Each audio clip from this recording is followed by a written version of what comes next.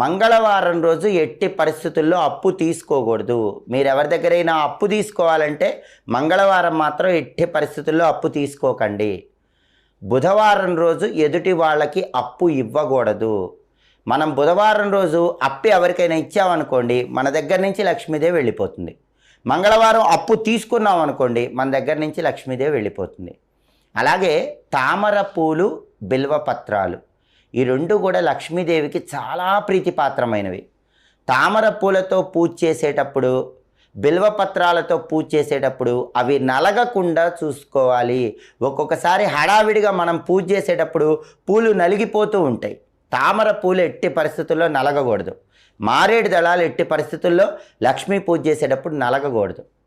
అలాగే చాలామంది స్నానం చేసేటప్పుడు చేసే తప్పేంటంటే పాదాలు ఒకదానితో ఒకటి రుద్దుతూ స్నానం చేస్తారు.